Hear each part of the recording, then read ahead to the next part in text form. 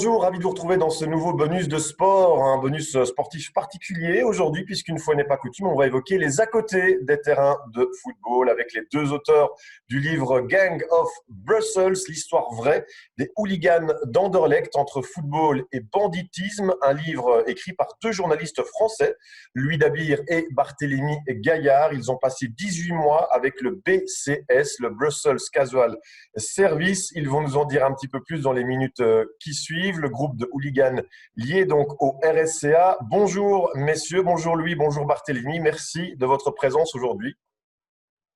Bonjour et merci de l'invitation. Avec, Merci à vous, bonjour à tous. Avec grand plaisir. Alors messieurs, Gang of Brussels, c'est un livre qui parle du rapport entre le football et la violence, du rapport entre le hooliganisme et le banditisme parfois, avec des récits qui peuvent parfois choquer, des témoignages de ce qu'est la réalité. Et cette histoire bien bruxelloise, elle est contée finalement par deux Parisiens. Comment vous est venue l'idée d'écrire un livre sur le hooliganisme belge et plus particulièrement le hooliganisme bruxellois, Barthélémy? Eh bien, l'idée nous est venue d'abord parce qu'on s'est toujours intéressé au phénomène du hooliganisme, mais pas forcément pour ce qu'il est, à savoir juste de la violence pure aux abords des stades, mais aussi pour ce qu'il implique, donc à savoir des histoires d'amitié et comment est-ce que ce groupe, un groupe de hooligans, peut finalement dépasser le simple cadre du stade et en arriver à des histoires donc, qui sortent du cadre du foot, donc des affaires de délinquance ou de banditisme. Et si on s'est intéressé tout particulièrement au BCS, c'est parce que le BCS, donc le groupe de hooligans d'Anderlecht, est exactement dans cette logique. C'est-à-dire qu'ils sont sortis peu à peu du foot via des logiques d'amitié, d'entraide. Et si on a pu les rencontrer aussi pratiquement, quoi, parlant, c'est grâce à un photographe bruxellois de grand talent qui s'appelle Adrien Duré, qui connaît bien les milieux alternatifs bruxellois, on va dire, et qui a rencontré certains membres du BCS, qui a fait quelques photos d'eux et qui ensuite nous a mis en contact avec eux. Voilà, donc c'est grâce à lui qu'on a pu finalement rentrer en contact avec eux. Alors, vous offrez une plongée dans un milieu qui reste finalement assez méconnu du grand public, même si ce milieu fait parfois les gros titres des journaux avec des débordements. Qui sont ces hooligans anderlechtois? Est-ce qu'on peut dresser un profil type, Louis Debar? Un profil type, ça nous semble un petit peu délicat, en tout cas pour le BCS, puisqu'on voit en tout cas, chez les leaders du groupe, tous n'ont pas un ancrage populaire comme c'est le cas pour beaucoup de supporters de foot, notamment en Angleterre. Un profil type, non, à part que les anciens sont tous attachés au club, aiment le foot. C'est l'entrée dans le monde du hooliganisme à une époque où Anderlecht était un des meilleurs clubs d'Europe. Donc, ils ont noué une histoire d'amour avec ce club-là dès le début, ce qui n'est pas le cas pour la nouvelle génération. Ça, on l'explique aussi dans le livre. Donc, oui, tous aiment le foot, sont profondément attachés à Anderlecht. Une grande majorité vient des quartiers populaires et des quartiers un petit peu défavorisés, si je puis dire, de Bruxelles, mais ce n'est pas la grande majorité. Donc, c'est très difficile de faire un portrait robot des hooligans du BCS, si ce n'est un dénominateur commun qu'ils partagent tous, c'est cet amour du foot. Et après, bien sûr, cet amour de la violence qui, au fil des ans, n'a cessé de croître, quoi. Et j'ajouterais aussi ce qui est intéressant, justement, et c'est l'une des raisons pour lesquelles on a voulu faire ce livre, c'est que quand on se plonge vraiment dans la vie de ce groupe, donc sur les 30 dernières années, nous, ça nous a permis dans le détail d'aller à l'encontre d'énormément de clichés qui peuvent courir sur le monde du hooliganisme. Et notamment, donc, l'un des points marquants de ce qu'on a pu voir, c'est quand même que c'est un groupe donc, qui est socialement très disparate. Il y a des gens qui sont diplômés de la fac comme des gens qui n'ont pas de diplôme. Mais il y a aussi des gens d'origine immigrée, des Belges dits de souche. Il y a toutes les couleurs qui sont représentées, différentes religions. Donc, c'est des choses qui sont un peu contre-intuitives, parce que c'est vrai que l'imagerie médiatique qui court sur les hooligans, c'est quand même que c'est des groupes très xénophobes et refermés sur eux-mêmes. Et honnêtement, de ce qu'on en a vu, c'est pas le cas. Donc, c'est aussi pour ça que c'est difficile de faire un portrait robot. Donc, ces hooligans, ils aiment le football. Ce n'est pas une porte d'entrée, comme l'a dit Louis, pour la violence, pour le banditisme ou la délinquance. C'est le football avant tout. Alors, Vas-y, je t'en prie. non, alors évidemment, là, on rentre dans des questions, dans un antagonisme générationnel, si je puis dire, puisqu'effectivement, les plus anciens, comme je vous l'ai dit précédemment, euh, ont grandi à une époque où Anderlecht vraiment enchaînait les gros résultats sur la scène européenne. Donc, si vous voulez, il y a toujours cet amour du club et il y aura toujours cet amour du club chez les anciens, chez les fondateurs, ce qui est moins le cas chez la nouvelle génération, qui elle est beaucoup plus, enfin, les jeunes, les nouvelles recrues du BCS sont davantage attirées par la bagarre que par le football. Donc ça, c'est vraiment l'opposition entre les anciens et les nouveaux. Euh, et tous partagent quand même ce dégoût pour le foot business, hein. Ça, c'est une évidence. Mais les anciens sont effectivement fous amoureux d'Anderlecht, ce qui est moins le cas quand même des plus jeunes, quoi. Et ce qui est évidemment lié aux résultats récents du club également, hein. Tout à Et fait. pas que, parce que je dirais aussi qu'au-delà des résultats du club, qui évidemment jouent une grande part là-dedans, il y a aussi l'évolution de la législation destinée à éradiquer la violence dans les stades en Belgique. C'est qu'en fait, les anciens, effectivement, bon, ils ont vécu l'âge d'or sportif d'Anderlecht, donc ceux des victoires en Coupe d'Europe et tout, mais qui correspondait aussi à un âge d'or du hooliganisme en Belgique, dans le sens où il y avait assez peu de lois et assez peu de dispositifs policiers pour les empêcher de faire ce qu'ils voulaient aux abords des stades. Donc, ils pouvaient se déplacer à plusieurs centaines dans des trains pour des bagarres mémorables, ce qui est beaucoup moins le cas maintenant, notamment depuis la promulgation de la loi football, juste avant l'Euro 2000, qui voilà, fait qu'il y a des amendes de plus en plus lourdes, que les hooligans sont plus facilement fichés, plus facilement suivis, plus facilement condamnés. Donc, fatalement, la jeune génération, en fait, elle vient au hooliganisme plus par amour de la baston, parce qu'en fait, c'est difficile d'aller au stade. Donc, du coup, le profil est assez différent. Pour caricaturer, on pourrait dire que les anciens sont plus, oui, des hooligans à l'ancienne, et ceux de maintenant sont peut-être plus tournés vers la salle de sport, la muscu, les protes et la passion du MMA. Donc, c'est quand même des profils assez divergents, et c'est pour ça que, aussi qu'on disait qu'on ne peut pas vraiment faire portrait robot. Et pour être tout à fait complet, pour le téléspectateur bruxellois qui nous regarde, tous ces hooligans ne sont pas originaires de Bruxelles ou ne sont pas résidents à Bruxelles. Ce sont des groupes qui font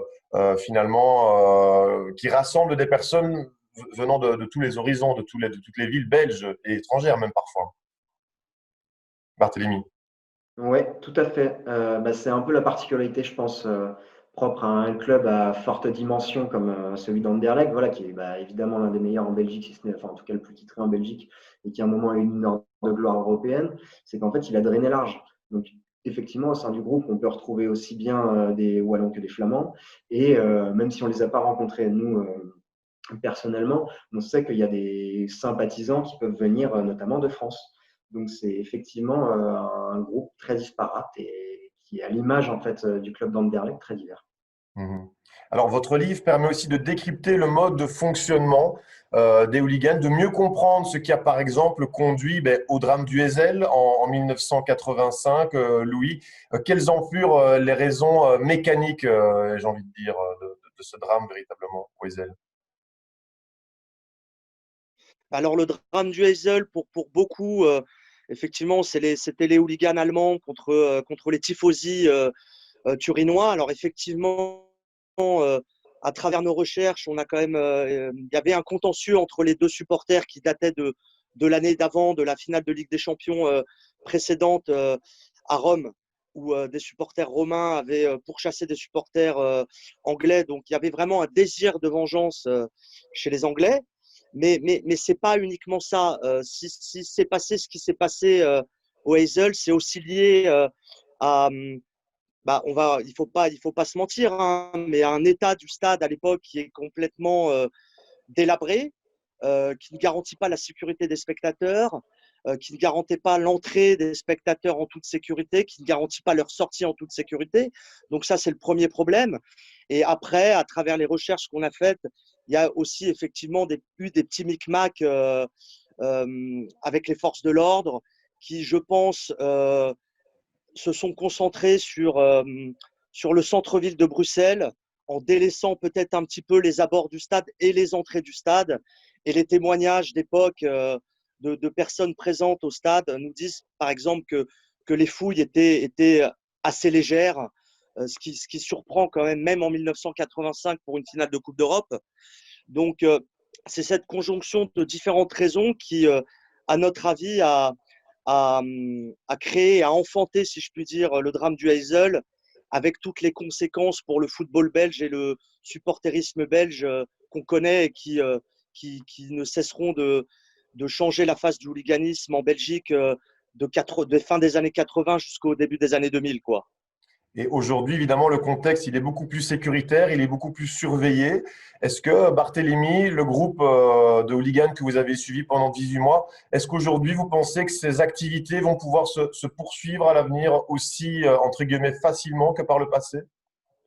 Alors, ça fait déjà quelques années que c'est très difficile, donc aussi facilement que par le passé, si on parle du passé des années 80-90, non évidemment.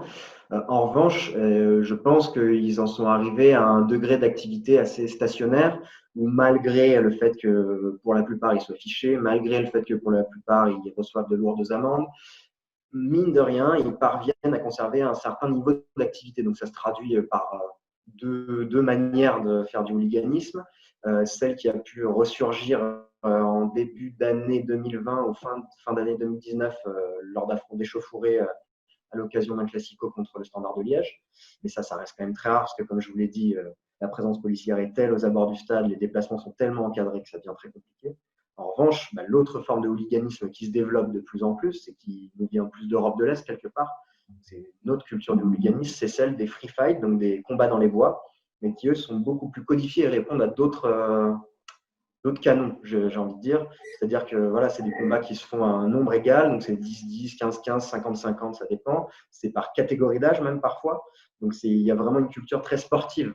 Et du coup, ça draine d'autres types de personnes. C'est une toute autre activité, mais on a pu y assister, on l'expliquait dans le livre. C'est quand même une ambiance très particulière, mais c'est ce qui permet au groupe de perdurer à l'heure actuelle.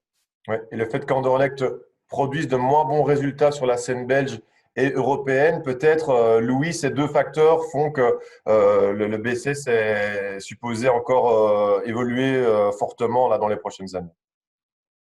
Tout à fait. Nous, on était avec eux en fin de saison dernière lorsque le cataclysme est arrivé et que tout le monde a appris qu'Anderlecht n'était pas qualifié en Coupe d'Europe. Ça leur a fait très, très mal. Évidemment, leur club ne jouera pas une compétition européenne, mais surtout, eux n'auront pas l'occasion d'aller faire des déplacements dans les pays de l'Est ou même en Allemagne et en Angleterre. Et aujourd'hui, pour un hooligan belge, les déplacements de Coupe d'Europe sont quand même les dernières zones de liberté leur permettant de se battre dans les centres-villes comme ils l'ont connu il y a 20 ans en Belgique. Donc, si vous voulez, ça a été pour eux une double peine, une peine sportive et aussi une peine qui leur empêchait de défendre un petit peu leur honneur sur la scène européenne du hooliganisme, quoi. Oui, le livre a quand même une certaine retombée. On en parle beaucoup dans les médias belges. Est-ce que depuis sa sortie, vous avez des retours venant du groupe de hooligans? Vous êtes encore en contact avec eux, Louis? Oui, oui, on est en contact assez régulièrement avec eux. Déjà parce qu'on va quand même fêter quand on le pourra la sortie de ce livre avec eux. Les premiers retours qu'on a de leur part sont assez positifs. Pourquoi? Parce que je pense qu'on n'a pas trahi leur parole déjà et qu'on essaye d'aller un petit peu plus loin que la simple bagarre en marge d'un match de foot. Et c'est ça qui est intéressant, c'est que à côté du match du week-end, il y a tout un mode de vie que ces mecs-là ont développé entre eux, toutes des relations de confiance, des réseaux de solidarité. Et c'est aussi ça le hooliganisme. C'est pas seulement des bagarres contre des supporters adverses. C'est aussi une bonne bande de copains. Et ça, on a essayé de le retranscrire dans le bouquin et je pense que ça leur a plu. Ouais. Donc les premiers résultats sont effectivement positifs. Maintenant, ils n'ont pas encore tous lu le livre, donc attendons. Allez, bien, merci beaucoup, messieurs, en tout cas, d'avoir été présents dans ce bonus de l'émission Sport sur BX1. Je pense qu'on a bien tissé votre ouvrage qui vient de sortir donc, Gang of Brussels, des hooligans Anderlecht, donc leur histoire vraie entre football et banditisme, disponible aux éditions Cherche Midi. Merci beaucoup, Louis. Merci beaucoup, Barthélemy. Bonne continuation. Christophe. Merci Christophe et bonne journée. Merci beaucoup. Et quant à moi, je vous retrouve lundi prochain dès 18h25 pour un nouveau numéro de sport. D'ici là, portez-vous bien. Ciao!